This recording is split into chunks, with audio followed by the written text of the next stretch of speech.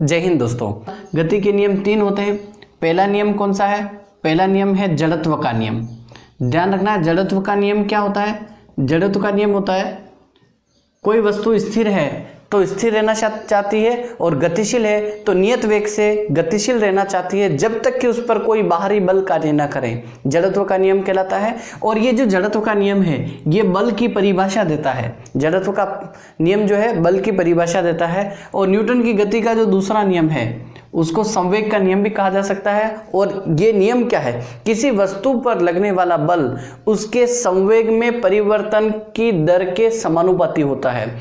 और अगर इसको ऐसे भी बोल सकते हैं, किसी वस्तु पर लगने वाला बल उसके संवेग में परिवर्तन की दर के उसी दिशा में समानुपाती होता है जिस दिशा में बल कार्य कर रहा होता है। मतलब ये है F is proportional to dp/dt।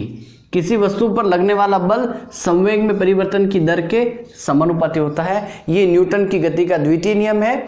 और इस वीडियो में दोस्तों अपन इसी नियम को सिद्ध करेंगे, प्रूव करेंगे या व्युत्पन्न करेंगे या बल की मात्रा ज्ञात करेंगे। न्यूटन की गति का दूसरा नियम बल की मात्रा को बताता है, कितना बल लग रहा है। दोस्तों जब ये समानुपाती का चिन्ह लग रहा है, समानुपाती का चिन्ह हटाते हैं तो एक कांस्टेंट लगता है F = K dp/dt। के क्या है? समानुपाती स्थिरांक है, नियतांक है। और इसकी वैल्यू कितनी होती है? इसका मान कितना होता है? के का मान होता है 1। तो F वैल्यू लिखेंगे तो कितना आएगा दोस्तों? dp/dt। P क्या है? P दोस्तों संवेग है। P क्या है? संवेग है। और संवेग बराबर क्या होता है? संवेग। P बराबर संवेग। संवेग कितना होता है? द्रव्यमान इंटू वेग का गुणनफल। द्रव्यमान तथा वेग का गुणनफल संवेग कहलाता है। द्रव्यमान तथा वेग का गुणनफल संवेग कहलाता है। और संवेग की इकाई क्या होती है? किलोग्राम इंटू मीटर पर सेकेंड। क्या होती है संवेग की इकाई? kg इंटू मीटर पर सेकेंड। ओके, यहाँ पे अगर बात करें P की जगह पे mv लिखें तो क्या आ जाएगा? F = d/dt। और क्या लिख रहे हैं? mv। d/dt mv। यहाँ पे यदि m को कांस्टेंट मान के बाहर लिख दें तो F = mdv/dt। तो यहाँ पर अपने पास क्या आ रहा है दोस्तों? dv/dt। वेग में परिवर्तन की दर।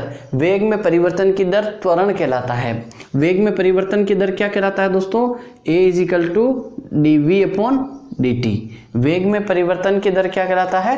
त्वरण कहलाता है। तो इसको मैं क्या लिख सकता हूं? त्वरण A लिख सकता हूं। तो अपने पास क्या आ जाएगा? F = m × ये A। ये बल की मात्रा को है।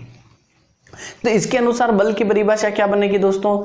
द्रव्यमान, किसी वस्तु के द्रव्यमान तथा उसमें उत्पन्न होने वाले त्वरण के गुणनफल को ही बल कहते हैं। किसी वस्तु के द्रव्यमान तथा वस्तु में उत्पन्न होने वाले त्वरण के गुणनफल को अपन क्या कहते हैं? बल कहते हैं। त्वरण क्या है? एक बार फिर से बता देता हूं, वेग में परिवर्तन की दर ही त्वरण है। और ये न्यूटन की गति का दूसरे नियम का व्युत्पन्न है। और ये बल की मात्रा को बता रहा है। ये बल की मात्रा F = ma।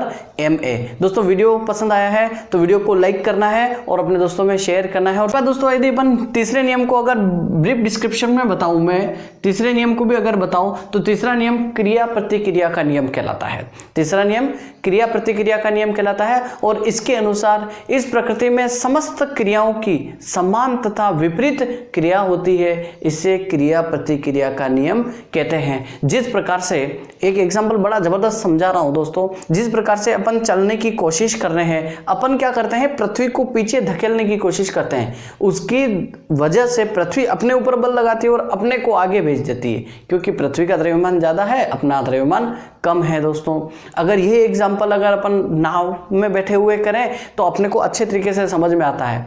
कैसे समझ में आता है? नाव में बैठे हुए हैं और अपन नाव से उतरने की कोशिश कर रहे हैं, नाव को पीछे धक्का दे रहे हैं तो नाव वहां पे हल्की होने की वजह से नाव पीछे चली जाएगी। नाव पीछे चली जाएगी और अपन पानी में गिर जाएंगे। इससे बचने के लिए क्या किया जाता है? जैसे अपन उतरते हैं तब नाविक उस नाव को पकड़ के रखता है या बांध के रखता है। ये तीसरे नियम का बड़ा अच्छा एग्जाम्पल है दोस्तों। अगर समझ में आया है तो वीडियो को लाइक कीजिए, शेयर कीजिए और सब्सक्राइब भी कीजिए दोस्तों। मिलते हैं अगले वीडियो में। Thank you.